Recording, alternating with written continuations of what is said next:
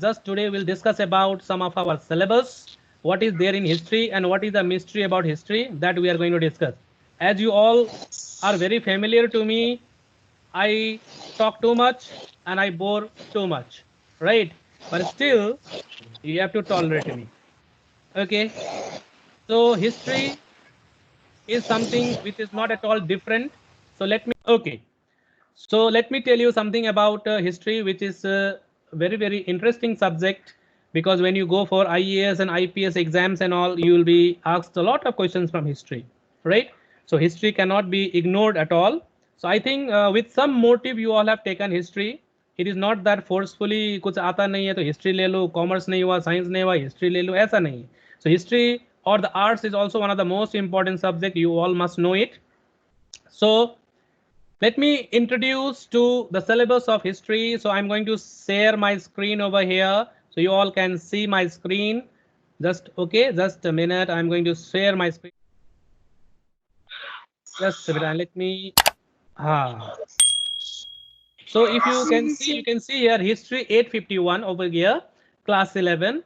So thus you must understand the paper, the model of the paper, how the questions will be asked. You can see once there.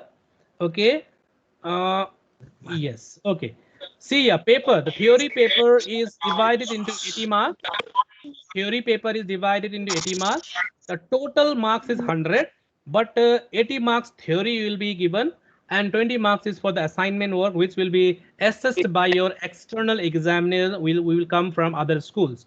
So what is there in 80 marks? So in 80 marks paper, my dear, you will be asked to write 20 marks short questions. 20 marks short questions will be there. 20 questions will be given, 20 into 1, 20, 1 marks each will be given for your short question answers. Then part 2 will be divided again into section A and section B. Total of 5 questions you have to attempt. Total of 5 questions you have to attempt. Okay, each question shall carry 12 marks and candidate will be required to attempt 2 questions from each section. From section A, 2 questions, section B, 2 questions, and 1 question you can choose from any of the sections. So in a simple word, 3 questions from section A you can choose and 2 questions from section B you can choose, or else 2 questions from section A and 3 questions from section B you can choose. Is that clear? Okay. Now later on you will understand over it. Now the first section you can see Indian history is given over there. So I think this is not a new topic for you all. This is not a new topic at all. It is all about the growth of nationalism. Growth of nationalism, in which we'll discuss two important topics. First one is Swadeshi movement and the second one is revolutionary nationalism. And within Swadeshi movement, we'll discuss about partition of Bengal and the anti-partition movement, and leading to the Swadeshi and boycott movement, the causes of what you call it, partition, anti-partition movement, then features and impact, which will be discussed in a moderate point of view.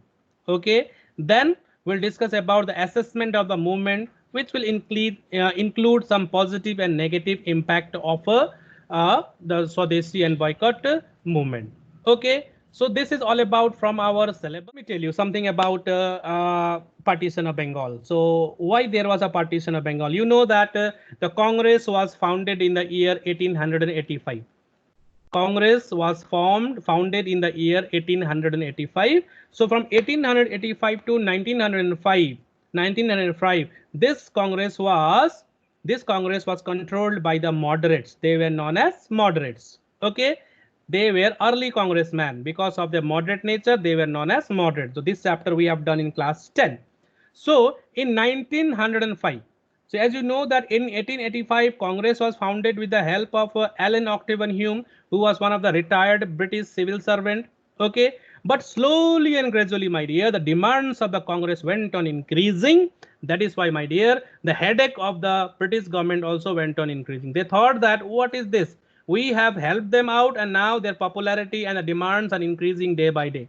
The members of the Congress were increasing day by day, and the demands of the Congress were increasing day by day. And the most precisely, if I conclude, my dear, the rise of nationalistic spirit was very strong in Bengal. So Bengal at that time was comprised of Bengal, Bihar, Odisha. Today Bangladesh is there, that also was in Bengal. Odisha, Bihar, all was included in one province. Altogether 14 provinces were there that time, and the big or the largest province was Bengal province. So the nationalistic spirit was very, very high in Bengal. So in order to crush the nationalistic spirit of the people of Bengal, my dear, Lord Curzon was given the task. He was made the Viceroy of India. He was made the Viceroy of India, and from day one, he was on a mission to crush the nationalistic spirit of the people of Bengal. So he came up with a number of acts. He came up with a number of acts. So let me tell you which all were the acts. I'm going to show you some of the acts passed during his tenure. It was like okay, screen. So you can see the spread of Western education, the progress of vernacular press, the patriotic literature, the economic exploitation of our country by the colonial rule and the international affairs led to the growth of political consciousness and the sense of nationalism among the Indians. As a result, various political associations were founded in the different provinces by the educated Indians. Okay, and by 1880, political leaders felt the need of All India organization, which led to the birth of Indian National Congress. So this is the background. This is the background. Now, Lord Curzon. Lord Curzon then wanted to crush this body. Which body? Congress body. Wanted to crush this Congress body, my dear, because Congress was a vanguard of Indian political agitation. That means Congress provided the platform for the national movement, and the demands of the people were coming from the same platform of the Indian National Congress. So confrontation between Lord Curzon and the educated middle class nationalists was inevitable. Eventually took place in Bengal, where leaders were more assertive and where Lord Curzon was at his offensive worst. Now see here, which were the act passed? First act he passed, reactionary policies of Lord Curzon. Let me tell you, reactionary policies of Lord Curzon. The Municipality Act of 1899 was passed, my dear. So what was this act all about? By this act, he reduced the numbers of elected members in Calcutta Corporation. So you know municipal corporations are there, municipalities are there, right? Today also we have a municipal corporation in most of the cities and all. So I'm talking about that corporation. So what was done with the Municipality Act, my dear? Reduce the number of elected members in the Calcutta Corporation. Okay, and in this case, he served the interest of the European business community. So business community was given much preferences by the corporation, like granting them licenses for jobs and all, for trade and all, easily was given to the European community. So business community complained of delay in grant of license and similar other facilities, my dear. Did you understand? Who suffered mostly? The Indians businessmen suffered a lot because they were not granted licenses easily, whereas European community was given licenses very, very easily. Next was the University Act of 1904. 1904. The pretext he used was to raise the standard of education all around. So what was done? This act, University Act of 1904, my dear, reduced the number of elected Senate members, mostly Indians. The Indian members who were there in the universities, my dear, were reduced. Only Europeans were kept. Did you understand? The countrywide agitation against this act thus started. Agitation started against the Municipality Act. Agitation started against the Universities Act. Okay, so this is what was the reactionary policies of Lord Curzon. Okay, then comes the partition of Bengal, my dear. Then comes the partition of Bengal. So partition of Bengal, Indian Universities Act, Municipalities Act, CDTS Meeting Act, and then the last one was partition of Bengal. When partition of Bengal was announced, my dear, the people were very, very upset. People were very, very upset. They were not at all happy with the decision taken by Lord Curzon. So what was the motive? Two motives are mentioned over there, my dear. Official motive and the real motive. So you all know about official motive. Official motive was that the Bengal province has become a large territory and it could not be managed by one single governor. That is why we are going to partition Bengal into two parts so that two governors can easily manage the administration of Bengal efficiently. This was the This was the justification given by Lord Curzon. Okay, no problem. If it is for administrative reason, then we all agree to that. But when the partition took place, my dear, people understood the real motives behind the partition. People understood they have been tricked, they have been humiliated, they had been cheated by the administration. The main motive behind the partition of Bengal was to crush the nationalistic spirit of the people of Bengal. They wanted to separate the Hindus and the Muslims. They wanted to break the unity of the Hindus and the Muslims, my dear. This is the real motive behind the partition of Bengal. Did you understand? Now, the scheme of the partition of Bengal, if you have a book in front of you, you can refer to that. If you don't have the book, I'm sharing my screen over here. You can go through that. Okay, now see. You can see here. Can you see this scheme of partition? Okay. So this is all about the scheme of partition of Bengal. You can see here the presidency of Bengal had a vast area. Apart from Bengal proper, it originally comprised the whole of Bihar, Odisha, Assam. So the Bengal province included Bihar, Odisha, Assam. Okay. Now the British authority thought of reducing the size of province for administrative convenience. I am talking about that official motive. So thus Assam was separated from Bengal in 1874 and Sylhet, a predominantly Bengali speaking area, was added to it. Okay. Actually, from the administrative point of view, some sort of territorial readjustment was needed. So in 1903, Risley was the secretary of the Home Department. He was given the task to draft a plan on what basis the partition has to be done. Okay, so Risley was the secretary of Home Department. So Lord Curzon and Fresher, remember this name, Risley, secretary of Home Department. Okay, and Fresher, F-R-A-S-E-R, Fresher, Fresher was the Lieutenant Governor of Bengal. Did you understand? Fresher, F-R-A-S-E-R, you can see the name. I'm moving my cursor. Was the Lieutenant Governor of Bengal, favored Risley's plan. Okay, and finally, Lord Curzon, what did he do? In order to get the support of the Muslims of East Bengal, in order to mobilize them, he made a tour. He went on for a tour. Okay, and in his Dhaka speech, Dhaka right now, which is in Bangladesh, at that time it was in Bengal province, my dear, he went there to convince the Muslim masses not to go against the partition. Not to go against the partition. So earlier during his Assam tour in 1900, my dear, Lord Curzon received a memorial from the European tea planters suggesting the creation of big province by linking up Assam. So he already had got a suggestion that Assam should be linked with the proper Bengal, because for import and export, my dear, they were facing problem. Okay. After all this, after going through all this, my dear, you can see here. You can see here what was the justification he made and what was the plan did he that means drafted over here. So you can see here. You can see British civilian openly justified the partition. The British civilians, whoever were there in India, my dear, they justified the partition. Okay, this is good for everyone. Partition is good. So on what ground it is good? On what basis it is good? So you can see here, it is mentioned over here. Undivided Bengal was too large a province, my dear. Okay, population of the province was too large. This created problem for good administration. Definitely, population was very high, province was very large, and it was very, very difficult. It was very, very difficult for the administration to administer it efficiently. That is okay, no problem at all. If it is for administrative reason, I welcome it also.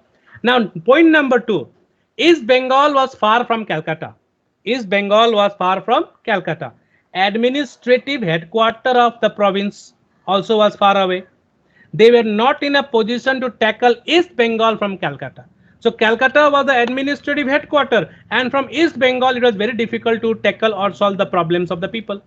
That is why they wanted a separate headquarters in East Bengal itself. So the cost of transporting tea from Assam to Calcutta was very, very difficult, my dear. Okay, that is why, my dear, they wanted a partition so that 2 administrative headquarters can be set up. Okay, 2 administrative headquarters can be set up. So that is how, my dear, they had been doing their work in such recent times. So you can see here, and next one you can see here, the Muslims of East Bengal could not avail proper opportunities in the field of education, employment to the dominant Hindu of West Bengal. So all these are there, my dear. So you can just come down. Bengal included, my dear, Western district of Bengal proper, Bihar, Odisha, with a population of 54 million. Calcutta was made the capital. So you see the division. One is Bengal, which included Bengal proper, Bihar and Odisha, and Calcutta was made the capital. Okay, and the next one was Eastern Bengal and Assam. Eastern Bengal and Assam, and it included Dhaka, Rajshahi Hill, Chittagong Division, district of Malda, Hill Tepri, and the province of Assam, with Eastern District or Dhaka as the capital. So point number two, for Bengal, Calcutta was the capital, and for East Bengal, Dhaka was the capital. Dhaka was the capital. Did you understand? So this is all about from the partition of Bengal, my dear. Partition of Bengal is not a very, very difficult chapter, my dear. I have already taught you in class 10 also. So partition of Bengal took place in 1905. Okay. So what was the motive? Two motives are given over here. So you can get the book and you can go through the book also. Two motives. The first one is official motive. The official motive was administrative efficiency. To provide administrative efficiency, they wanted to partition Bengal. Okay. And number two, the real motive, which they did not say, but the people of Bengal, as you know, are very, very clever, right? They understood it. They understood the real motive behind the partition of Bengal. Because the way the partition was done, my dear, half part of Muslim was on the other side and the Hindus were on the other side. The people will definitely understand. They wanted to create a wedge between East Bengal and Bengal. East Bengal and West Bengal. So today you see, what is the name of your state? West Bengal, isn't it? Today the name of our state is West Bengal. Where is East Bengal? Kothai East Bengal? East Bengal is not there in India. West Bengal is only there. So we need to change the name of West Bengal. It should be named as Bengal. Why West Bengal? Then where is East Bengal? Why don't people ask, so where is East Bengal? East Bengal, that is Bangladesh, is not our territory now. So why we are keeping West Bengal only? Why West Bengal? West should be removed from our state name. Only Bengal should be there. Did you understand? So this is all about from the partition of Bengal, my dear. The one more topic is that you should not get confused with this topic, that is partition of India. Partition of India later on after 1947, but this one is partition of Bengal that took place in 1905. The main motive behind the partition of Bengal was to break the unity of Hindus and the Muslims. Number one, to crush the nationalistic spirit of the people of Bengal, and number three, to demonstrate the strength of British Raj. See how powerful we are. We are the one to so that we can do whatever we like. So you can see that the responsibility to break the unity was given to Lord Curzon, my dear. So Lord Curzon broke the unity of Hindus and the Muslims in India, my dear, but it did not break the spirit of nationalism from Bengal, my dear. So what did the people of Bengal do on that particular day of partition? I think you people remember it. That means on the day of partition, that is October 16th of October 1905 was declared as a day of mourning, a sad day.